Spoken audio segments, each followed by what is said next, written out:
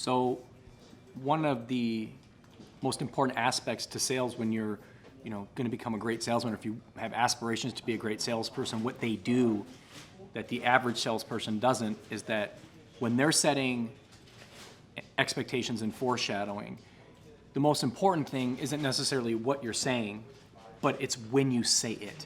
Like if Bobby, you're calling me up to buy a home, and I tell you right from the get-go, you say, hey, it's great to meet you, this and that, I'm interested in a 4-bedroom in this area, and we start talking, and I say, great, Bobby, just so you know that we are available 24/7 to show you houses, whether it be me or my showing assistant, we're gonna show you houses whenever you wanna get in there. And this way, 2 days from now, when you call and you wanna go see 1, 2, 3, 4 Main Street, and I tell you, great, so-and-so, my showing assistant, I'll give them a call, they'll be ready to go, you're gonna say, great, that sounds awesome.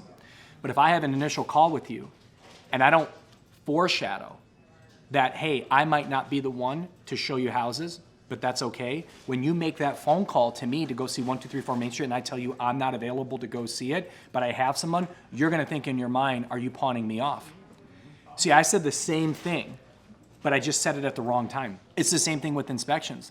When we foreshadow inspections and we talk about, hey, look, just so you know, every home has its issues. If I tell you that when we get a contract accepted, that when we do inspections, that every home has its issues. Also, I don't show up to inspections because it's completely third party. If I say it then, it's okay. But on the day of the inspection, if you call me up and say, hey, I know we got our inspection at 8 o'clock today, what time will you be there? And then I say, hey, I don't show up to inspections because of whatever, you're gonna think like, wait a minute, what's going on here? Right, it's timing.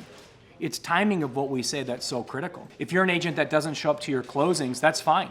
But foreshadow that, hey, super excited, we got your clear to close today. It's gonna be amazing, call me when you're done. I don't even think twice about it. I just know you're not gonna be there. But if I don't tell you that, and on the day of closing, you give me a call and you say, hey, what time will you be at title today to sign my docs? And I say, well, I don't go to closing. You're gonna say, what do you mean you don't go to closing? It's because I didn't say it at the right time. Timing is everything. What you say is important, but it's when you say it throughout it's when you say it throughout the process that becomes the most critical, because now I know what to expect. When I was in the field and I'd go on listing appointments, I'd always tell my sellers, I'd say, hey, look, just so you know, I don't show up to the first showing. I have my co-list agent does that, and they're also the ones that'll be providing you feedback as well. If there's a second showing, I'm there, and if there's interest on the first showing, that's where I step in and negotiate.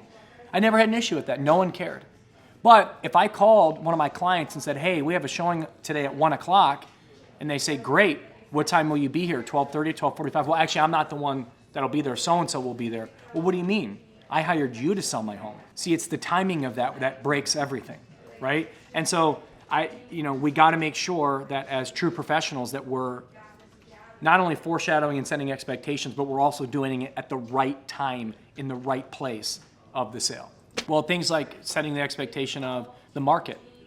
Like if I tell you on an initial call that the market's crazy right now, the majority of my clients are actually buying the home before they see it. And once we control the contract and put it in escrow, during our due diligence phase, then we go take a look at the home, and if it doesn't work, we can cancel it. But it's better than losing that property off the get-go. The majority of my clients are doing that right now. If I say that up front, and they miss out on their first house, and I say, see, I told you, now all of a sudden they're like, you were right. But all of a sudden now, we start submitting an offer, they don't get it, submit again, they don't get it, and then we start to say, well, look, we could go this route. They start thinking, well, why didn't you tell me that from the beginning? Why are we wasting our time here? So timing of what we say is so critical in every aspect. You always say, when you're in phase 1, your mind has to be in phase 3, because we got to get them. When you walk into a car dealership, and you're coming in the door, I know that there is a process that I got to get you. First, I got to get you to test drive it. Then when you're test driving it, now I got to get you to the table to buy it, right?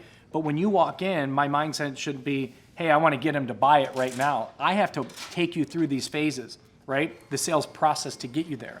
But the point is when you come in, I need to feel out your hot button and see where it's at, because my next phase that I need to get you to is I need you to get you in the car. Right? Find out what it is, discover, then get them in the car, and then when in the car, sell the car, so when they get out of the car, I can get into my office so you can sign your docs, right? But I can't have the mindset of, if I'm in phase 1, that I'm automatically in phase 8. I have steps to get there, but I do need to be thinking ahead to phase 3 and phase 4.